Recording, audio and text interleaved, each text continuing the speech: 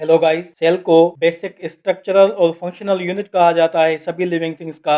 आज मैं आपको सेल के 4 मोस्ट इम्पॉर्टेंट पार्ट्स के बारे में बताने वाला हूं, जो है सेल वॉल, साइटोप्लाज्म, साइटोस्केलेटन और न्यूक्लियस। इमेजिन करें कोई एक फैक्ट्री है जिसकी बाहर से एक बहुत ही बड़ी दीवार है। उन दीवारों के अंदर से एक स्ट्रक्चर बनी हुई है स्टील की, और एक ग्राउंड है फैक्ट्री का जहाँ पे काम हो रहा है, एक ऑफिस है जहाँ से ये पूरा काम मॉनिटर किया जा रहा है। अब यहाँ पे जो मैंने आपको बताया कि जो बाहर वाली दीवार है वो है सेल वॉल। सेल वॉल मौजूद होती है प्लांट सेल में, फंजी सेल में और बैक्टीरिया सेल में। ये एनिमल सेल में नहीं पाई जाती। सेल वॉल का काम होता है प्रोटेक्शन करना, सेल की शेप देना, और ये रास्ता होता है जहाँ से पानी और गैस गुजर के सेल के अंदर और सेल के बाहर जाता है। 3 लेयर्स हैं, एक है मिडिल लेमिला, दूसरा प्राइमरी सेल वॉल और तीसरा secondary cell wall. Middle lamella सबसे बाहर वाला हिस्सा होता है सेल वॉल का, जो कि एक्टिन और सेल्यूलोज से बना हुआ होता है। Primary cell wall middle lamella और सेकेंडरी सेल वॉल के बीच में होती है,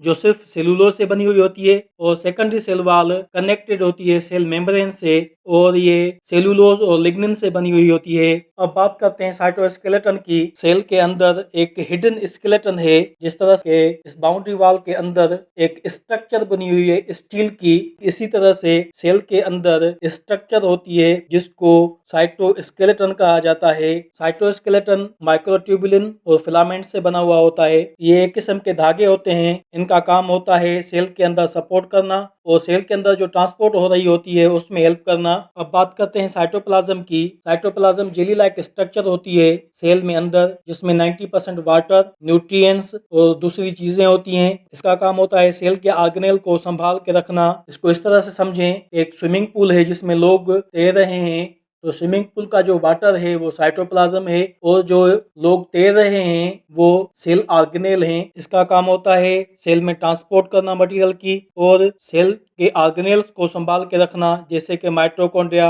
राइबोसोम, गोल्जी बॉडीज। अब बात करते हैं न्यूक्लियस की। न्यूक्लियस लार्जेस्ट ऑर्गेनेल होता है सेल में, जिसमें जेनेटिक मटेरियल यानी कि डीएनए होता है। जिस तरह से स्कूल में प्रिंसिपल ऑफिस होती है, स्कूल में जो भी काम हो रहे होते हैं उनका ऑर्डर प्रिंसिपल ऑफिस से आता है, इसी तरह से सेल के अंदर जितने भी काम हो रहे होते हैं उनको संभालना न्यूक्लियस का काम होता है। जितने भी आर्डर्स हैं वो न्यूक्लियस के अंदर से आते हैं। न्यूक्लियस को ब्रेन ऑफ सेल कहा जाता है। जिस तरह से सेल के ऊपर सेल मेम्ब्रेन होती है, ठीक इसी तरह से न्यूक्लियस के ऊपर न्यूक्लियर मेम्ब्रेन होती है, जो कि फास्फोलिपिड बायलेयर से बनी हुई होती है, जिसमें छोटे छोटे सुराख होते हैं जिनको न्यूक्लियर पोर कहा जाता है, जिसमें मटेरियल एक्सचेंज होता है न्यूक्लियस के अंदर और बाहर। जिस तरह से मैंने आपको बताया कि सेल के अंदर साइटोप्लाज्म होता है, ठीक इसी तरह से एक फ्लूइड होता है न्यूक्लियस में अंदर, जिसे न्यूक्लियोप्लाज्म कहा जाता है। न्यूक्लियस के अंदर एक जगह होती है जिसको न्यूक्लियोलस कहा जाता है। ये वो जगह होती है जहाँ पे बहुत सारे आरएनएज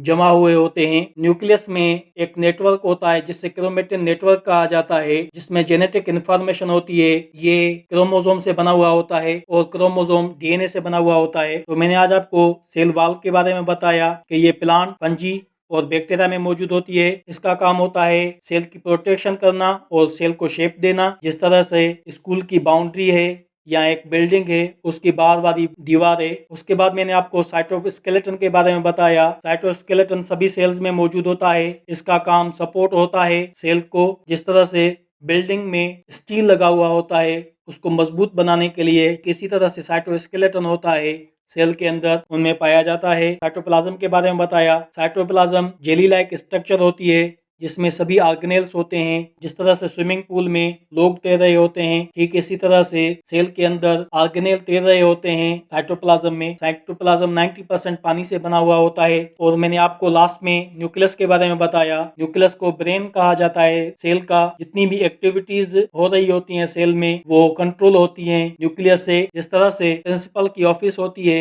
जो कि कंट्रोल करता है पूरे स्कूल को, सेल के अंदर न्यूक्लियस कंट्रोल करता है सभी एक्टिविटीज को। न्यूक्लियस लार्जेस्ट ऑर्गेनेल होता है सेल का। इसके ऊपर की मेम्ब्रेन को न्यूक्लियर मेम्ब्रेन कहा जाता है, जिसमें सुराख होते हैं न्यूक्लियर पोर्स। क्या आप बता सकते हैं कि वो कौन सी स्ट्रक्चर है जो कि एनिमल सेल में नहीं होती? और क्या आप बता सकते हैं कि सेल के अंदर जो कंट्रोल सेंटर है वो कौन सा है? अगर आपको इन सवालों के जवाब पता हैं तो इसका मतलब है कि आज का लेक्चर आपको ठीक से समझ में आ गया है।